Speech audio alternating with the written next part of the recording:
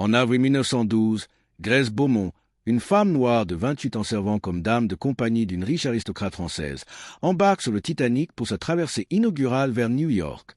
À bord du paquebot le plus luxueux du monde, Grace fait face à la discrimination, au secret de sa maîtresse, et à un choix impossible qui changera sa vie à jamais. Après le naufrage tragique, elle garde un silence absolu pendant 84 ans.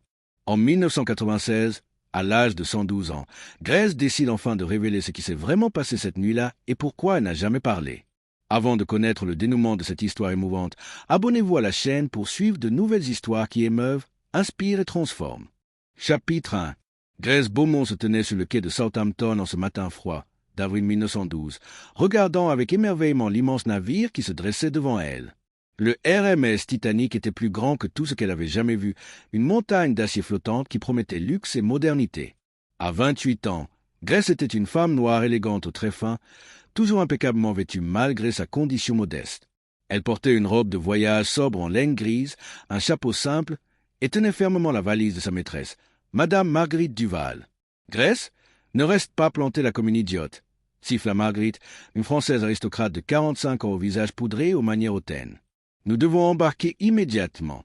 Je ne veux pas être confondu avec la foule ordinaire. »« Oui, madame, » répondit Grace doucement, baissant les yeux comme on le lui avait appris depuis qu'elle était entrée au service de la famille Duval 15 ans auparavant. Grace était née en 1884 à Paris, fille d'un docker martiniquais et d'une blanchisseuse française. Orpheline à 12 ans, elle avait été placée comme domestique chez les Duval, une famille de la haute bourgeoisie parisienne. Marguerite Duval, veuve depuis 5 ans, avait décidé de faire le voyage en Amérique pour rendre visite à sa fille unique, Isabelle, qui avait épousé un industriel new-yorkais contre les souhaits de sa mère. L'embarquement fut une épreuve humiliante pour Grace. Alors que Marguerite montait par la passerelle de première classe, saluée avec déférence par les officiers du navire en uniformes impeccables, Grace dut utiliser l'entrée des domestiques et du personnel de service. Un steward à la moustache cirée la regarda avec suspicion et dédain évident. « Non » demanda-t-il sèchement en consultant sa liste. « Grace Beaumont, dame de compagnie de Madame Marguerite Duval, première classe, cabine B52. » Le steward fronça les sourcils. « Une négresse en première classe ? C'est inhabituel. »« Je suis la dame de compagnie de Madame, » répéta Grace avec dignité malgré l'insulte. « Mes papiers sont en règle. » Après une vérification fastidieuse, le steward la laissa finalement passer, non sans un commentaire murmuré à son collègue que Grace choisit d'ignorer. Elle avait appris depuis longtemps que réagir aux insultes raciales ne faisait qu'empirer les choses. Le silence et la dignité étaient ses seules armes dans un monde qui la considérait comme inférieure simplement à cause de la couleur de sa peau. La cabine de Marguerite était somptueuse, décorée de boiseries sculptées et de tissus luxueux. Grace, elle, dormirait dans un minuscule réduit adjacent, à peine plus grand qu'un placard, mais au moins elle aurait un lit pour elle seule, un privilège rare pour une domestique. « Défais mes valises immédiatement, » ordonna Marguerite en s'installant dans un fauteuil de velours. « Et ensuite, tu iras me chercher du thé. Je suis épuisé par ce voyage. »« Bien, madame. » Pendant que Grace rangeait méticuleusement les robes coûteuses, les chapeaux élaborés et les bijoux étincelants de sa maîtresse, Marguerite parlait sans interruption, comme si Grace n'était qu'un meuble capable d'écouter. « Isabelle me brise le cœur avec ce mariage américain, » se plaignait-elle. « Un industriel, sans titre, sans histoire familiale digne de ce nom. Et maintenant elle m'écrit qu'elle est enceinte. Je dois aller là-bas pour m'assurer que mon petit-fils soit élevé correctement, avec des valeurs françaises. » Grace écoutait en silence, comme toujours. Elle connaissait tous les secrets de la famille Duval, tous leurs scandales soigneusement cachés, toutes leurs hypocrisies. Elle savait que Marguerite elle-même avait eu une liaison avec son jardinier pendant des années, que son mari était mort non pas d'une crise cardiaque, comme annoncé officiellement, mais probablement empoisonné par une maîtresse jalouse. Grace savait tout parce que les riches parlaient librement devant leurs domestiques, les considérant comme invisibles. Le premier soir à bord, Grace accompagna Marguerite au somptueux salon de première classe. C'était un espace magnifique avec des lustres en cristal, des tapis persans et des meubles dorés. Grace devait rester debout près du mur, prête à répondre à tout besoin de sa maîtresse, invisible parmi les autres domestiques et le personnel. Elle observait les passagers riches rire, boire du champagne, discuter de leur voyage et de leurs affaires. Ils vivaient dans un monde complètement différent du sien, un monde de privilèges et d'insouciance. Mais Grace remarqua quelque chose d'étrange. Un homme élégant d'environ 50 ans, M. Laurent Mercier, un banquier français voyageant également en première classe, fixait Marguerite avec une intensité troublante. Et Marguerite, malgré ses efforts pour paraître indifférente, jetait des regards furtifs dans sa direction. « Grace » murmura soudain Marguerite, « retourne à la cabine. J'ai oublié mon éventail en ivoire. Apporte-le-moi immédiatement. » C'était un mensonge évident. L'éventail était dans le sac à main de Marguerite. Grace comprit que sa maîtresse voulait simplement être débarrassée de sa présence pour pouvoir parler librement avec Mercier. Elle obéit sans commentaire et quitta le salon. Mais au lieu de retourner directement à la cabine, Grace s'attarda dans le couloir, curieuse. Elle vit Marguerite s'approcher de Mercier, et les deux commencèrent une conversation animée. Grace ne pouvait pas entendre leurs mots, mais le langage corporel était clair. Il y avait de l'histoire entre ces deux personnes, quelque chose de compliqué et de secret. Quand Grace revint avec l'éventail 20 minutes plus tard, Marguerite était seule, son visage pâle et ses mains tremblantes. « Où étais-tu » siffla-t-elle. « J'attendais. »« Pardon, madame. Il y avait beaucoup de couloirs, je me suis perdue. » Cette nuit-là, Grace ne dormit pas. Elle entendait Marguerite pleurer dans la cabine adjacente, un son étouffé et désespéré qu'elle n'avait jamais entendu auparavant. Quelque chose de grave se passait, et Grace sentait qu'elle allait être prise malgré elle dans des événements qui la dépassaient. Chapitre 2. Le lendemain matin, Marguerite était étrangement silencieuse pendant que Grace la préparait pour le petit déjeuner. Son visage était marqué par une nuit sans sommeil, ses yeux rouges trahissant les larmes versées. Grace n'osa pas poser de questions, sachant que sa place n'était pas de s'immiscer dans les affaires de sa maîtresse. « Grace » dit finalement Marguerite d'une voix faible, « j'ai besoin que tu portes un message à quelqu'un pour moi. » Discrètement. « Un message, madame ?»« À monsieur Laurent Mercier. Cabine A14. Tu lui remettras cette enveloppe en main propre. Et tu ne diras rien à personne. À personne, tu comprends ?» Grace prit l'enveloppe scellée avec un sentiment croissant d'inquiétude. Elle n'aimait pas d'être impliquée dans des intrigues qui sentaient le scandale. Mais elle n'avait pas le choix. Refuser aurait signifié perdre sa position, et sans recommandation de la famille Duval, elle ne trouverait jamais un autre emploi décent. Elle se rendit à la cabine A14, située dans la partie la plus luxueuse du navire. Quand elle frappa à la porte, ce fut Mercier lui-même qui ouvrit. Il était vêtu d'une robe de chambre en soie, et son expression changea quand il vit Grace. « De la part de Madame Duval » dit Grace en lui tendant l'enveloppe. Mercier la prit rapidement, regarda autour de lui pour s'assurer que personne ne le voyait, puis referma la porte sans un mot de remerciement. Grace resta là un moment, troublée par toute cette affaire. Les jours suivants établirent une routine étrange. Chaque matin, Grace devait porter un message de Marguerite à Mercier, et chaque après-midi, elle devait récupérer une réponse. Les deux aristocrates ne se parlaient jamais publiquement, maintenant une distance soigneuse en société, mais Grace savait qu'ils communiquaient intensément à travers ces lettres qu'elle transportait. Un soir, alors qu'elle attendait dans un couloir discret pour remettre un message, Grace fut abordée par une autre passagère. C'était Madame Hélène Rousseau, une Française d'une 50aine d'années qui voyageait aussi en première classe. Contrairement à la plupart des passagers qui ignoraient ou méprisaient Grace, Madame Rousseau lui avait toujours parlé avec politesse et respect. « Mademoiselle Grace, dit Hélène doucement, puis-je vous parler un moment ?»« Bien sûr, madame. Je vous ai vu porter des messages entre Madame Duval et Monsieur Mercier. Je ne veux pas me mêler de ce qui ne me regarde pas, mais je dois vous avertir. Laurent Mercier est un homme dangereux. Il a ruiné plusieurs familles à travers des investissements frauduleux. Si Madame Duval a des affaires avec lui, elle doit être très prudente. » Grace ne savait pas quoi répondre. « Je ne suis qu'une domestique, madame. Je ne connais rien de leurs affaires. »« Peut-être, mais vous êtes celle qui porte les messages. Si quelque chose tourne mal, vous pourriez être blâmée. Soyez prudente, ma chère. » Cette conversation troubla profondément Grace. Elle commença à se demander ce que contenaient ces lettres qu'elle transportait. Était-ce une liaison amoureuse? Des affaires financières? Quelque chose de plus sinistre? Le 4e jour de la traversée, le 14 avril, tout changea. Ce matin-là, Marguerite semblait particulièrement nerveuse. Ses mains tremblaient pendant que Grace la coiffait. « Grace, ce soir, tu resteras dans ta cabine après le dîner. Je ne veux pas être dérangé. Est-ce clair? »« Oui, madame. » Mais Grace ne pouvait pas simplement obéir aveuglément cette fois. Son instinct lui disait que quelque chose de grave allait se passer. Ce soir-là, après avoir servi le dîner à Marguerite dans la cabine, elle ne retourna pas dans son réduit comme ordonné. Au lieu de cela, elle attendit dans le couloir, cachée derrière une colonne de marbre. Vers 22 heures, Marguerite sortit de sa cabine, portant un manteau sombre sur sa robe de soirée. Elle se dirigea furtivement vers les ponts supérieurs. Grace la suivit à distance, son cœur battant fort dans sa poitrine. Marguerite monta sur le pont des embarcations, une zone généralement déserte à cette heure tardive par cette nuit froide. Laurent Mercier l'attendait déjà là, près d'un canot de sauvetage. Grace se cacha derrière une pile de chaises longues, assez près pour entendre leur conversation. « Tu as l'argent » demanda Mercier brutalement. « Oui, 50 000 francs, comme tu l'as demandé. » La voix de Marguerite tremblait. « Maintenant, rends-moi les lettres.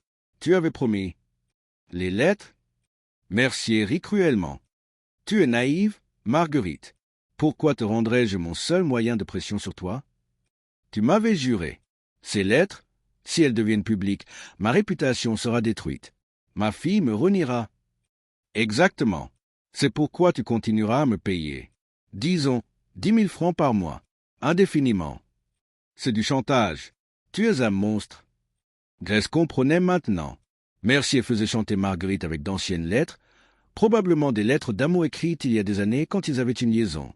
Les lettres prouvant l'adultère de Marguerite pendant que son mari était vivant. « Appelle ça comme tu veux, » dit Mercier froidement. « Tu paieras, ou toute la société française saura que la respectable madame Duval était une femme adultère qui... » Il ne termina jamais sa phrase. À exactement 23h40, le Titanic heurta un iceberg. Chapitre 3. Le choc ne fut pas violent comme Grace l'avait imaginé plus tard. C'était plutôt un grondement sourd, un frisson qui parcourut tout le navire, suivi d'un bruit étrange de glace grattant contre l'acier. Pendant un moment, tout le monde resta figé, confus. Qu'est-ce que c'était? Marguerite regarda autour d'elle avec inquiétude. Des morceaux de glace, certains aussi gros que des chaises, avaient été dispersés sur le pont avant par la collision. Des passagers commençaient à sortir de leur cabine, certains en robe de chambre, d'autres en tenue de soirée, tous se demandant ce qui venait de se passer. Grace sortit de sa cachette, n'ayant plus de raison de se cacher. Marguerite la vit et devint pâle. « Grace, tu nous espionnais ?»« Madame, je... » »« Ce n'est pas le moment, » l'interrompit Mercier. « Je retourne à ma cabine. Cette discussion n'est pas terminée. Marguerite. » Il partit rapidement, laissant les deux femmes seules. Marguerite regardait Grace avec un mélange de colère, de honte et de peur. « Tu as tout entendu? »« Oui, madame. »« Tu ne diras rien. Jamais. Tu comprends? Si tu parles, je te ferai. » Mais Marguerite ne put terminer sa menace. Un officier du navire apparut soudain, son visage grave malgré son ton calme. « Mesdames, s'il vous plaît, retournez à vos cabines, prenez vos gilets de sauvetage et montez sur le pont des embarcations. C'est juste une précaution. » « Une précaution ?» répéta Marguerite. « Mais qu'est-ce qui se passait? »« Nous avons heurté un iceberg, madame. Le navire est endommagé. Nous allons distribuer les passagers dans les canots de sauvetage pendant que les réparations sont effectuées. Rien de grave, mais nous devons suivre les protocoles de sécurité. » Le ton rassurant de l'officier ne correspondait pas à l'inquiétude dans ses yeux. Grace le remarqua immédiatement, mais Marguerite, trop préoccupée par son propre scandale, ne vit rien. Elle retournait rapidement à la cabine B-52. Marguerite était dans un état de panique, mais pas à cause du navire. « Si nous coulons, les lettres couleront avec Mercier. Mais s'il survit, il me détruira. Que dois-je faire ?» Grace ne répondit pas. Elle aidait mécaniquement Marguerite à enfiler des vêtements chauds et un gilet de sauvetage, mais son esprit était ailleurs. Elle pensait au navire, à l'eau froide de l'Atlantique Nord, au fait qu'ils étaient au milieu de l'océan sans terre en vue. Quand elles remontèrent sur le pont, la situation était devenue chaotique. Les officiers chargeaient les canots de sauvetage, privilégiant les femmes et les enfants. Des familles étaient séparées, des hommes embrassaient leurs épouses en sachant qu'ils ne les reverraient peut-être jamais. L'orchestre du navire jouait des mélodies entraînantes, tentant de maintenir le calme, mais la peur était palpable dans l'air glacial. Les femmes et les enfants d'abord, criait un officier. « Montez dans les canots, s'il vous plaît. » Marguerite se précipita vers un canot, mais quand Grace tenta de la suivre, un membre d'équipage la retint. « Pas à toi, les domestiques attendent. »« Mais je suis avec madame Duval. »« Les passagers de première classe d'abord, les domestiques après. » Marguerite, déjà assise dans le canot, entendit l'échange. Pendant un instant, leurs regards se croisèrent. Grace vit quelque chose dans les yeux de sa maîtresse, une décision prise. Marguerite détourna le regard et ne dit rien. Elle ne plaida pas pour que Grace soit autorisée à monter. Elle l'abandonna simplement. Le canot commença à descendre vers l'eau Noire, à moitié vide parce que beaucoup de passagers refusaient encore de croire que le navire allait vraiment couler. Grace resta là, regardant sa maîtresse disparaître dans l'obscurité, réalisant qu'après 15 ans de service dévoué, elle ne valait rien pour Marguerite. Moins qu'un meuble, moins qu'un animal de compagnie. Mademoiselle Grace. C'était Madame Hélène Rousseau qui l'appelait depuis un autre canot en cours de chargement. « Venez, vite, il y a de la place ici. » Grace courut, et grâce à l'intervention d'Hélène qui insista fermement auprès de l'officier, elle fut finalement autorisée à monter dans le canot numéro 13. Elles descendirent lentement le long de la coque massive du Titanic, et Grace regarda le navire pour la première fois depuis l'eau. C'était terrifiant et magnifique à la fois. Le grand paquebot était illuminé de toutes ses lumières, penché à un angle étrange, et des centaines de personnes couraient encore sur ses ponts. Dans le canot, il y avait environ 40 personnes, principalement des femmes et des enfants, quelques hommes d'équipage pour ramer. Ils s'éloignèrent du navire, ramant dans l'eau glacée et calme. Grace était recroquevillée près d'Hélène, grelottante malgré son manteau. « Merci, » murmura Grace. « Vous m'avez sauvé la vie. »« C'est ce que font les êtres humains décents, » répondit Hélène en serrant la main de Grace. « Nous sommes tous égaux face à la mort, ma chère. » Pendant les heures suivantes, ils ramèrent et dérivèrent dans l'obscurité glaciale, regardant l'impossible se produire. Le Titanic, le navire insubmersible, coulait lentement. Sa proue s'enfonçait de plus en plus, sa poupe se levant hors de l'eau. Les lumières vacillèrent puis s'éteignirent. Et puis, à 2h20 du matin, le navire se brisa en deux et disparut sous les vagues. Les cris furent les pires. Des centaines de personnes dans l'eau glacée, criant, suppliant, puis progressivement, le silence. Grace pleura, pas pour Marguerite qui l'avait abandonnée, mais pour toutes ces âmes perdues. Elle pensa à l'orchestre qui avait joué jusqu'à la fin. Elle pensa aux hommes qui avaient cédé leur place dans les canots. Elle pensa à toutes les vies interrompues. Chapitre 4. Le RMS Carpathia arriva à l'aube, recueillant les survivants gelés et traumatisés dispersés dans les canots de sauvetage. Grace monta à bord dans un état second, incapable de croire qu'elle était encore vivante. Sur les 2224 personnes qui étaient à bord du Titanic, seulement 710 avaient survécu. Plus de 1500 étaient mortes dans l'eau glacée. À bord du Carpathia, Grace chercha Marguerite parmi les survivants. Elle la trouva finalement dans l'une des cabines, enveloppée dans des couvertures, entourée d'autres rescapés de première classe. Quand Marguerite vit Grace, son visage pâlit. « Tu as survécu », dit-elle d'une voix plate. « Oui, madame, grâce à madame Rousseau qui a insisté pour que je monte dans son canot. » Marguerite détourna le regard, incapable de soutenir le regard accusateur de Grace. J'étais en état de choc. Je ne pensais pas clairement. « Vous m'avez abandonné, madame, après 15 ans de service loyal. Je t'ai dit que je n'étais pas moi-même. » La voix de Marguerite monta, attirant l'attention des autres survivantes dans la cabine. « Comment oses-tu me parler sur ce ton? Tu es une domestique. Ta place est de servir, pas de juger. » Grace regarda sa maîtresse pendant un long moment. Elle vit soudain Marguerite pour ce qu'elle était vraiment, une femme faible, égoïste, terrifiée de perdre sa position sociale au point de sacrifier n'importe qui, même quelqu'un qui l'avait servi fidèlement pendant 15 ans. « Je ne suis plus votre domestique, Madame Duval, » dit Grace calmement mais fermement. « Notre arrangement est terminé. Quand nous arriverons à New York, je partirai. Tu ne peux pas me quitter. J'ai besoin de toi. Vous m'avez laissé mourir sur ce navire. Vous avez eu votre chance et vous avez choisi de me sacrifier. Je ne vous dois plus rien. » Grace quitta la cabine, laissant Marguerite pleurer seule. C'était la première fois en 15 ans qu'elle s'était opposée à sa maîtresse, et elle se sentait à la fois terrifiée et libérée. Madame Hélène Rousseau la trouva plus tard, assise seule sur le pont, regardant l'océan calme qui avait avalé tant de vie. « Grace, ma chère, j'ai parlé avec le capitaine. Quand nous arriverons à New York, je vous aiderai. Vous pouvez rester avec moi jusqu'à ce que vous trouviez votre chemin. Pourquoi faites-vous tout cela pour moi, madame? Vous ne me connaissez pas. Parce que cette nuit nous a tout changé, répondit Hélène doucement. J'ai vu la vraie nature des gens. J'ai vu des riches pousser des pauvres pour monter dans les canots. J'ai vu des hommes se déguiser en femmes pour sauver leur peau. Mais j'ai aussi vu de vraies héroïnes. Vous êtes une de ces héroïnes, Grace. Vous avez maintenu votre dignité dans des circonstances impossibles. » Quand le Carpathia accosta à New York 3 jours plus tard, Grace descendit dans une ville en deuil. Les journaux criaient les titres horribles, les familles attendaient désespérément des nouvelles de leurs proches. Grace, sans argent et sans référence, aurait normalement été perdue. Mais Hélène Rousseau tint sa promesse. « Venez vivre avec moi à Boston », offrit Hélène. « J'ai une grande maison vide depuis la mort de mon mari. Vous pourriez être ma compagne, pas ma domestique, une amie. » Grace accepta, et pendant les années suivantes, elle vécut avec Hélène à Boston. Mais elle ne parla jamais publiquement du Titanic. Quand les journalistes vinrent interviewer les survivants, elle refusa. Quand des livres furent écrits sur la catastrophe, son nom n'apparut pas. Elle se retira dans le silence, portant le traumatisme comme un fardeau secret. Les années passèrent. Les décennies.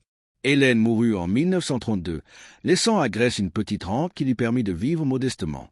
Grace vécut seule, travaillant occasionnellement comme couturière. Elle évitait les conversations sur le Titanic, changeant de sujet quand le navire était mentionné.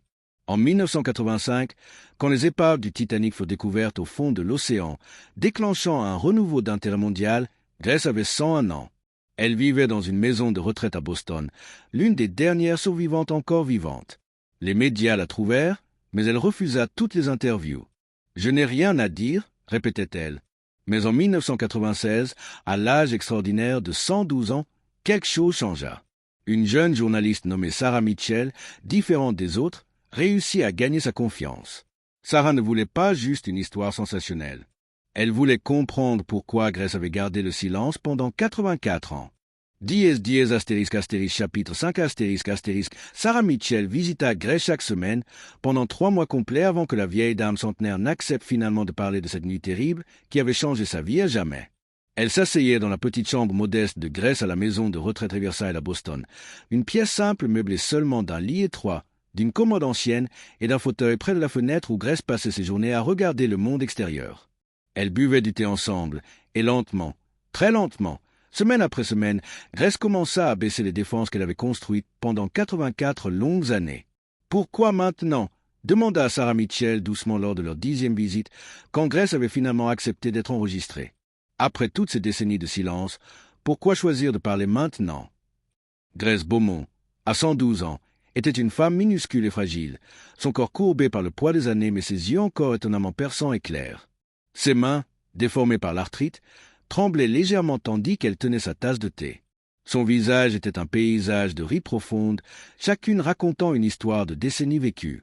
Elle regarda longuement par la fenêtre de sa petite chambre dans la maison de retraite, observant les jeunes gens marcher dans la rue en contrebas, vivant leur vie dans un monde qu'elle ne reconnaissait presque plus. « Pourquoi maintenant ?» répéta Grace lentement, comme si elle goûtait les mots. « Sarah, ma chère, j'ai 112 ans. Les docteurs me disent que je pourrais vivre encore quelques années, mais soyons honnêtes, je suis sur du temps emprunté. Bientôt je serai morte, et avec moi mourra la vérité. Pendant 84 longues années, j'ai gardé le silence le plus complet sur ce qui s'est vraiment passé cette nuit d'avril 1912. J'ai gardé le silence parce que j'avais honte.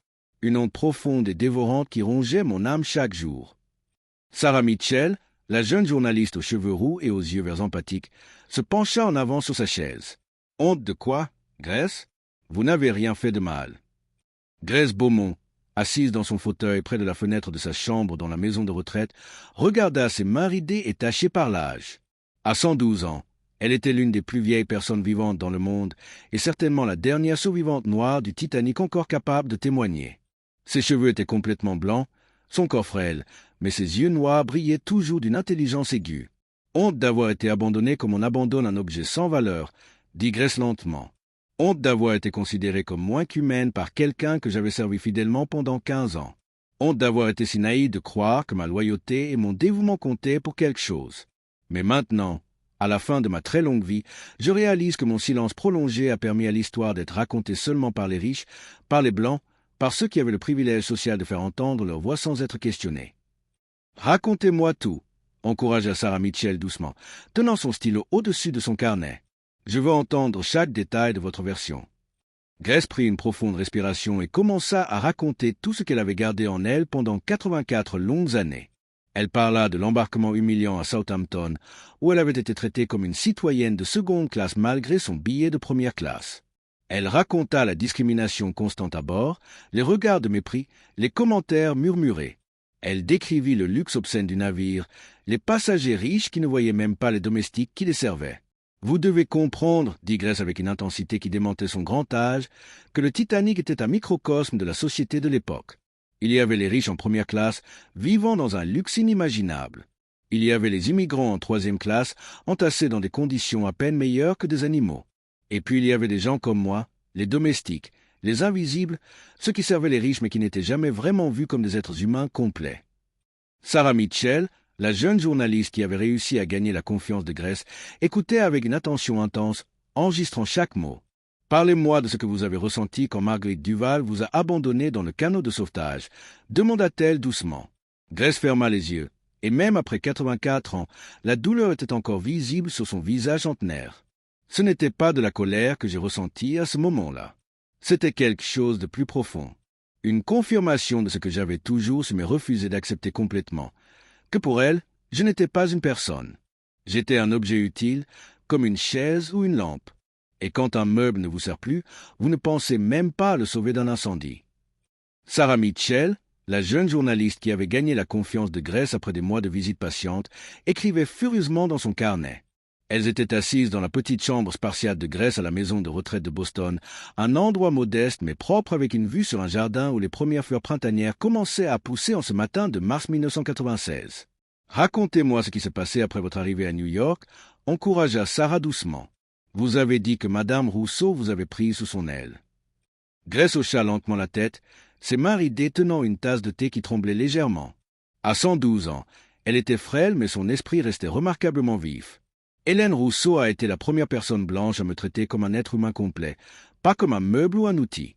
Elle m'a offert un foyer à Boston, et pendant 20 ans, nous avons vécu ensemble comme de véritables amis. Elle m'a appris à lire et écrire mieux, elle m'a présenté à des cercles intellectuels, elle m'a traité avec dignité. « Mais vous n'avez jamais parlé publiquement du Titanic pendant toutes ces années, » observa Sarah Mitchell, prenant des notes minutieuses. « Non, et je vais vous expliquer exactement pourquoi. » Grace prit une longue gorgée de son thé avant de continuer. En 1912, quand nous sommes arrivés à New York, les journalistes se sont précipités sur les survivants. Ils voulaient des histoires dramatiques, des héros, de la romance. Mais ils n'interviewaient que certaines personnes. Les riches, les blancs, les gens dont les histoires correspondaient au récit qu'ils voulaient raconter. Quelqu'un a essayé de vous interviewer. Un journaliste m'a approché sur le quai à New York. Il m'a demandé mon nom. Et quand j'ai dit Grace Beaumont, domestique de Madame Duval, il a noté quelque chose puis est parti interviewer quelqu'un d'autre. Je n'étais pas assez intéressante pour lui. J'étais juste une domestique noire. Mon histoire ne valait rien à leurs yeux. Grace regarda par la fenêtre, ses yeux lointains comme si elle revoyait ces jours terribles. Dans les semaines suivantes, j'ai lu tous les articles de journaux sur le naufrage que je pouvais trouver. Les héros étaient tous des hommes blancs de première classe qui avaient aidé des femmes à monter dans les canots. Les victimes dignes de sympathie étaient les riches, aristocrates et leurs familles. Personne ne parlait des immigrants de troisième classe qui avaient été piégés sous les ponts, ou des membres d'équipage qui avaient continué à travailler pendant que le navire coulait, ou des domestiques comme moi qui avaient été considérés comme moins importants que les passagers. C'était de l'injustice, dit Sarah avec indignation.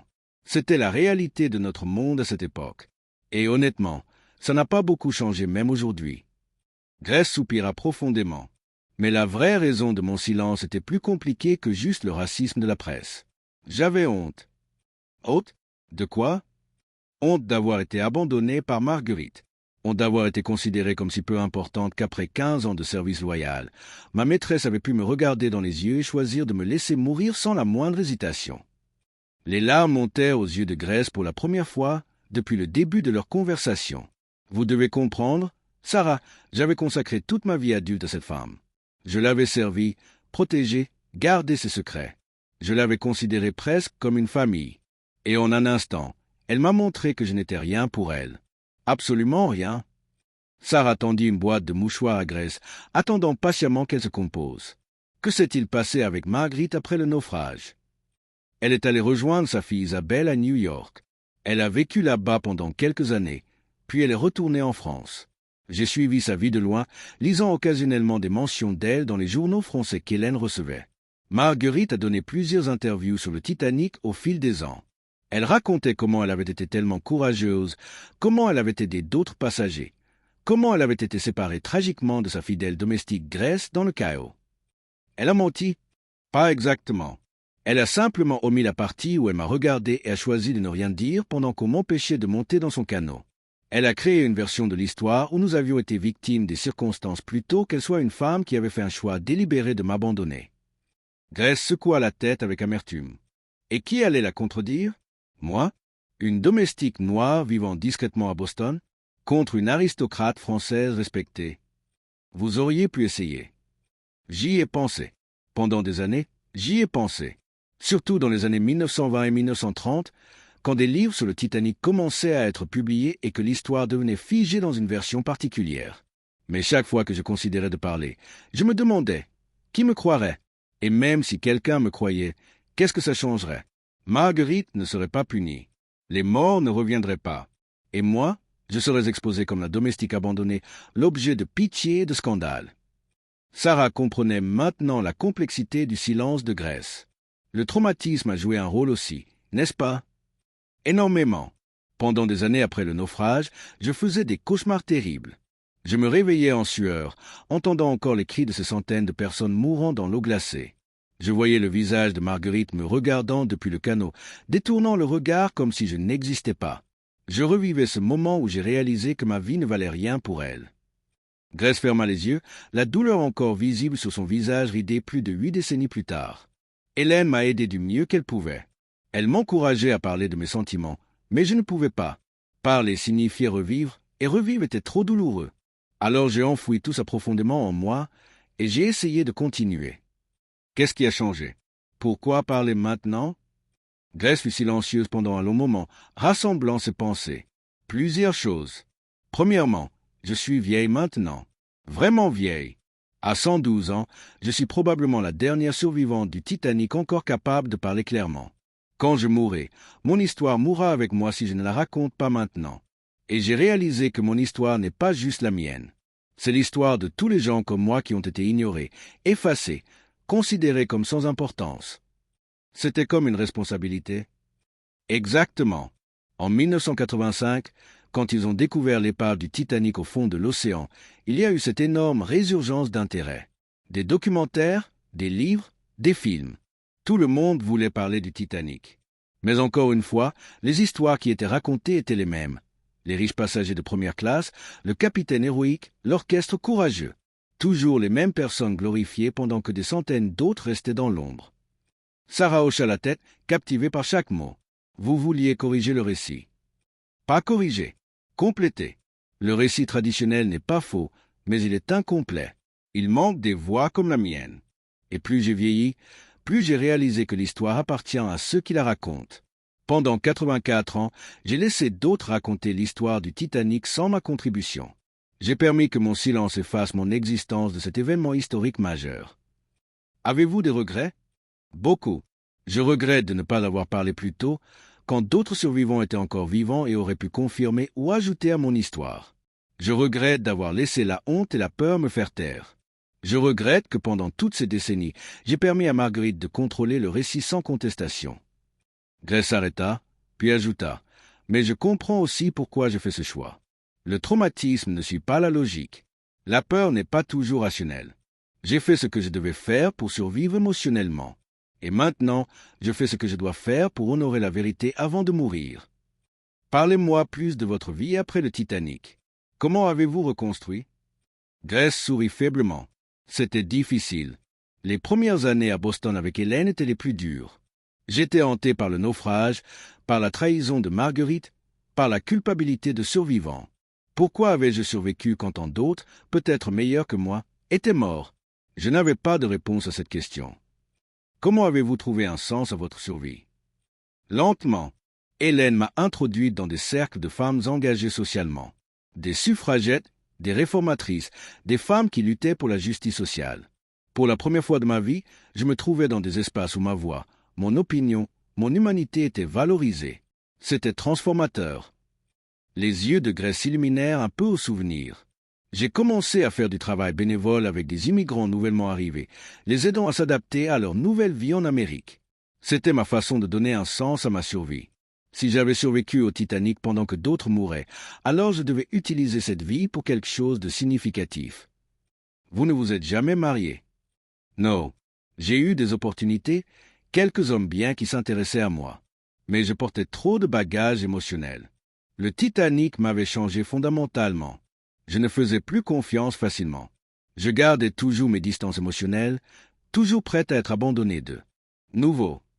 Grace haussa les épaules. Ce n'était pas une vie solitaire pour autant. J'avais Hélène, j'avais mes amies militantes, j'avais ma communauté. C'était suffisant?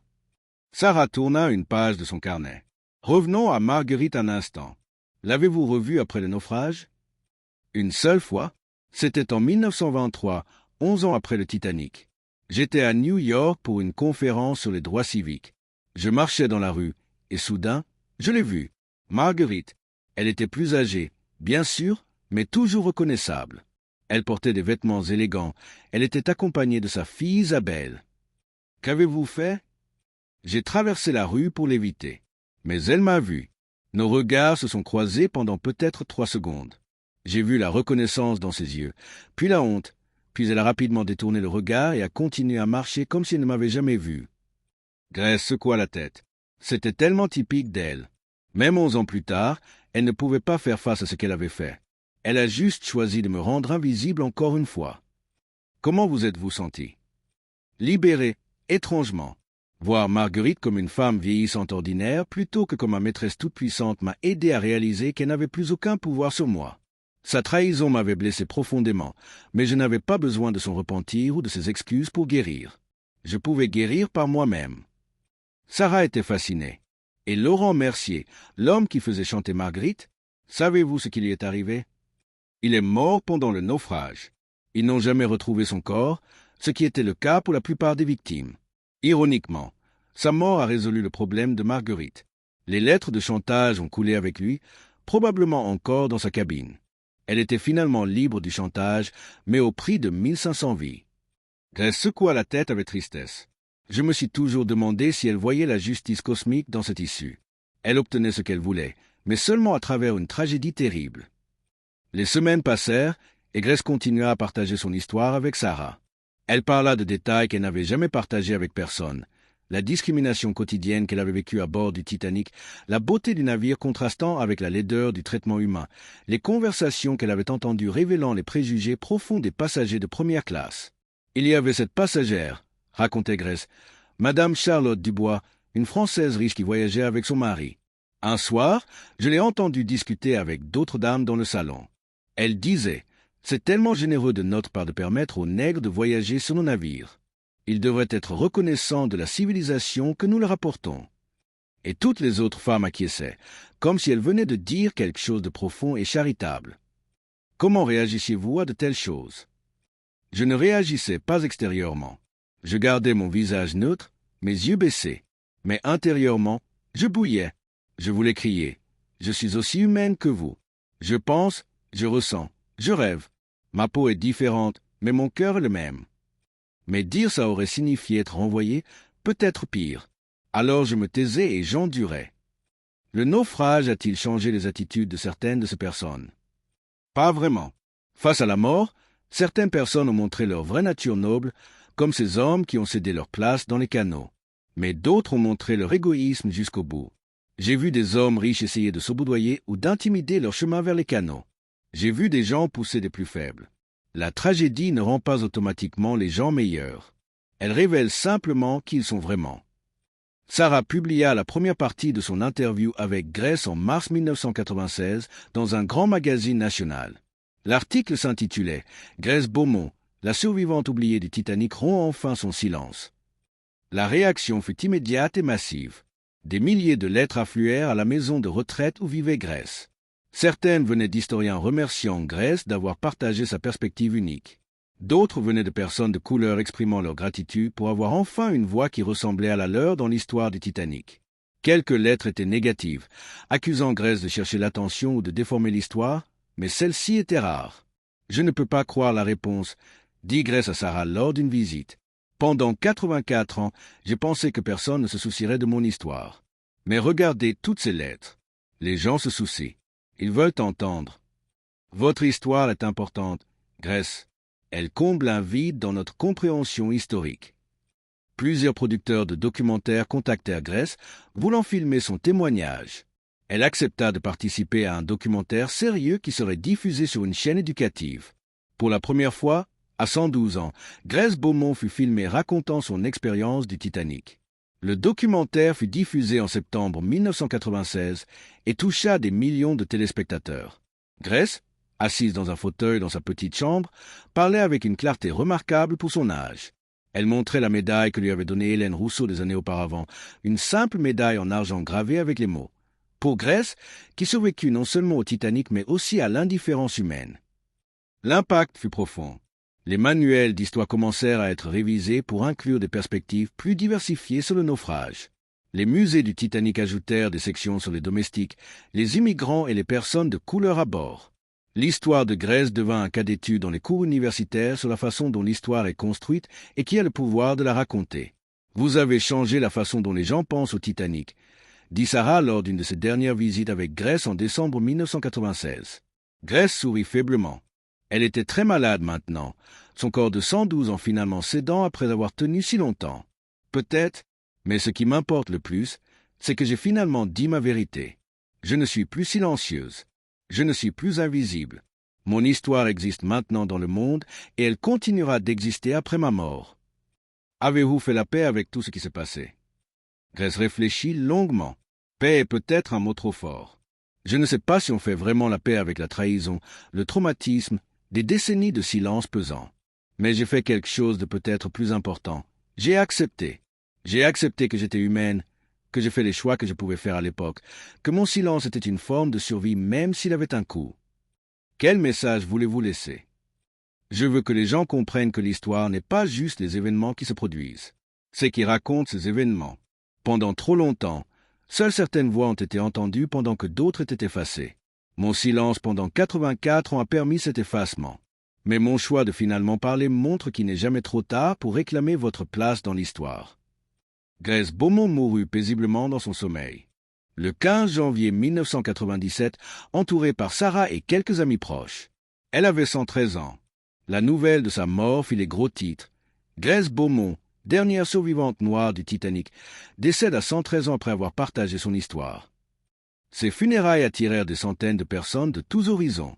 Des historiens, des militants des droits civiques, des descendants d'autres survivants du Titanic, des étrangers qui avaient été touchés par son histoire.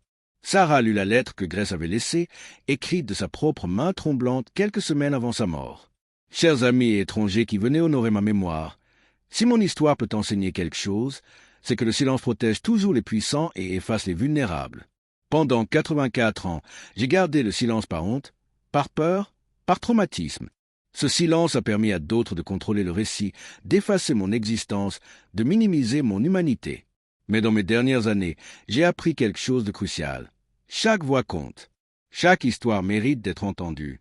Et le véritable courage n'est pas de survivre à un naufrage, aussi terrible soit-il. Le véritable courage est de refuser de laisser votre humanité être niée, même face à ceux qui voudraient vous réduire à rien. Je regrette profondément mon silence de 84 ans. Je regrette que tant d'autres histoires comme la mienne soient mortes avec leur porteur, jamais racontées, jamais entendues. Mais je ne regrette pas d'avoir finalement parlé. Il n'est jamais trop tard pour réclamer votre propre histoire. À tous ceux qui portent des histoires non racontées, à tous ceux qui ont été effacés ou ignorés, je vous dis, parlez. Maintenant, pendant que vous le pouvez. Votre histoire mérite d'être entendue. Votre vie a du sens. Vous n'êtes pas invisible. Le Titanic m'a pris beaucoup, ma naïveté, ma confiance, mes années de silence. Mais il ne peut pas me prendre ça, ma décision finale de dire ma vérité. C'est mon dernier acte de résistance, ma déclaration finale que j'ai existé, que j'ai compté, que mon histoire fait partie de l'histoire, que mon voyage inspire d'autres à parler avant qu'il ne soit trop tard. Avec gratitude pour ceux qui m'ont écouté, Grace Beaumont, la lettre fut publiée dans des journaux à travers le monde. L'histoire de Grace força une réévaluation profonde non seulement de l'historiographie du Titanic, mais aussi de la façon dont l'histoire en général est documentée et racontée.